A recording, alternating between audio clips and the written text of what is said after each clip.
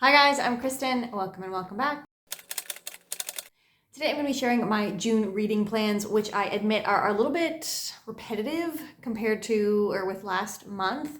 It's basically just a lot of the things from last month that I didn't get to. I'm going to try to get to them now in June.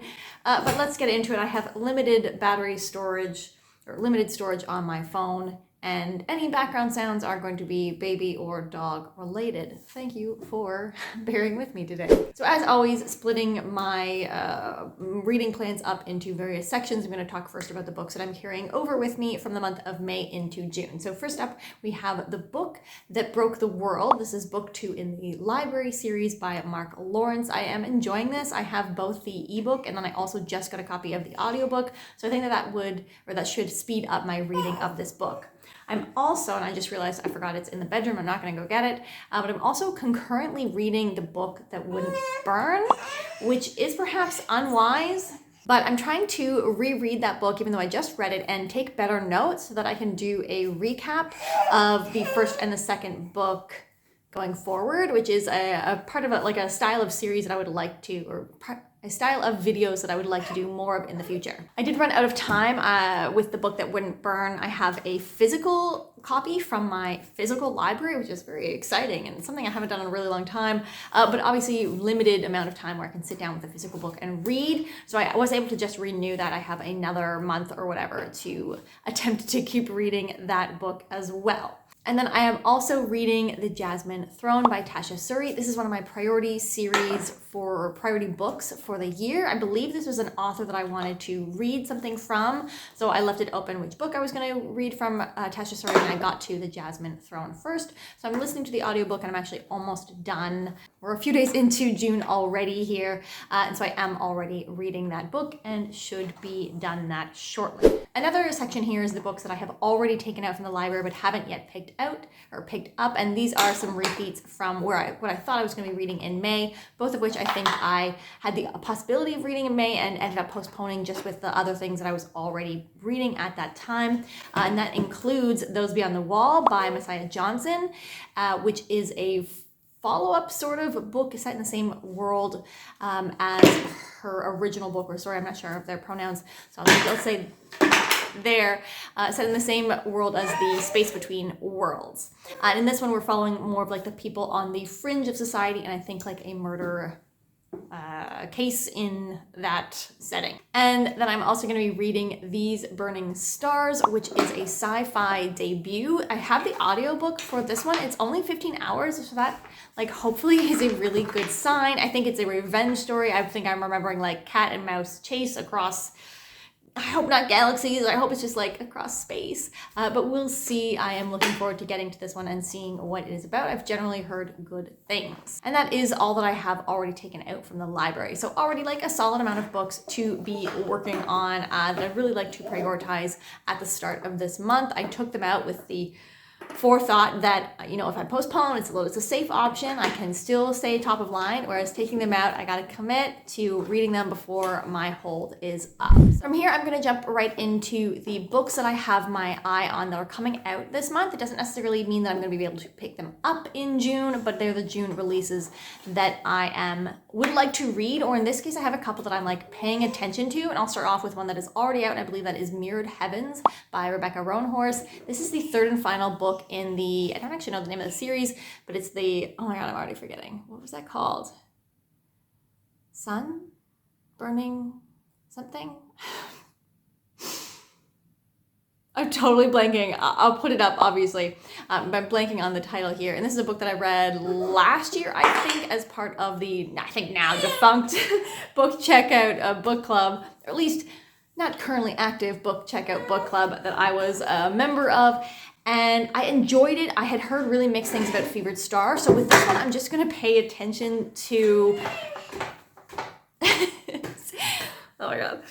With this one, I'm just going to pay attention to see how Mirrored Heavens is. Did I say Mirrored Heavens? whatever. I'm going to pay attention to how this one is received by everyone else, and if it like is absolutely amazing, I will then pick up Fevered Star and continue to read on in this series. But if it's kind of like wah, wah kind of reception, then I will probably not continue on in that series. I didn't write down the dates in my notes, so I'll just pop them up. But I think next up was Not in Love, and this is another Ali Hazelwood, but back to her contemporary roots. And this one, I think the setup is that our main character, our main love interest, is like only looking for hookups on Tinder, and she winds up hooking up with someone, or like potentially like matching with someone that's the deal, who then I think she has to work with in some capacity. I'm loose on the details. But from my understanding, this is like a we're hooking up and we're not interested in dating that turns into feelings. And that is actually a setup that I'm very interested in. I know that it could like make the I know that it can make the sexual tension kind of flop, but I also feel like it equally has the potential to make the sexual tension really interesting, especially if like the way that the feelings grow are done really well. So I would really love to get to this book very shortly. The Stardust Grail is another one that I kind of have my eye on. It's one that I just recently added to my like new releases list, and that's because I just read the author's debut novel this past month, and that was The Deep Sky. So you'll be hearing my thoughts on that shortly, but obviously I liked it well enough to have my eye on the next book. A little quick what this is about. So Maya Hashimoto was once the best art thief in the galaxy. For 10 years she returned stolen artifacts to alien civilizations. So like a Robin Hood kind of a art thief. Not in for the money, she's in it for the cause, I imagine. Until a disastrous job forced her into hiding. Now she just wants to enjoy a quiet life as a graduate student of anthropology, but she's haunted by persistent and disturbing visions of the future. And then of course she gets sucked in for one last job, I'm sure. I am interested. I think an art thief is actually like something that I am very interested in reading about. And it'll be interesting to see what kind of sci-fi related setting we are going with here. I also have my eye on Foul Days. Foul Days is being pegged as The Witcher meets Naomi Novik in this fast-paced fantasy rooted in Slavic folklore from an assured new voice in genre. Sounds like it's a debut. Genres here: fantasy, adult, witches, fiction, magic, high fantasy. I think it's like has to do with monsters. She has like shadow magic, which could be fun. I love the Slavic folklore element. It sounds like our main character, is or sort of a monster kind of hunter. I'm sure that's where the Witcher vibes come from. But the only monster she can't defeat was her ex, known as the Tsar of Monsters. She, I think, escapes to like a walled city that is protected from monsters. However, things start happening that make it clear that monsters are getting in.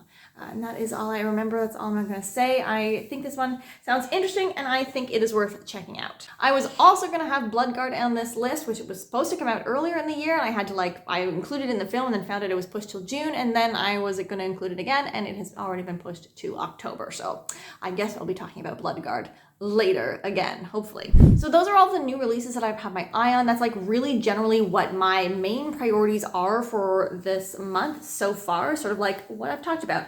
I don't really have many other books that are like about to become available soon at the library. I think like the next couple were like 4 or 6 weeks away. That's obviously just an estimation and it might change.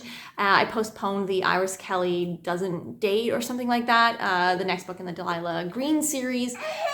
I don't know that I'm particularly in the mood for contemporary romance audiobooks though. So yeah, I'm going to start with these and see where it goes. I'm also reassessing some of my priorities as we get into the halfway through the year here. And particularly with my priority list, I think assuming that I finish the Jasmine Throne in the next couple days, I'll actually be on track with my priority reads for the year with my 24 books that I want to read. However, the first 12 were the ones that I really wanted to get to. And the last 12 I want to get to, but they're maybe a little bit harder or more challenging books to source for me, ones that I'm I'm not quite ready to read. So it's definitely more of a challenge. I think I'm going to make a couple decisive decisions about my priority list in this month of June. So for example, Illborn, I've had currently reading since January, and I haven't really made that much progress. So I think in June, I'm going to decide whether or not I'm actually going to keep reading it or if it's going to be an official DNF.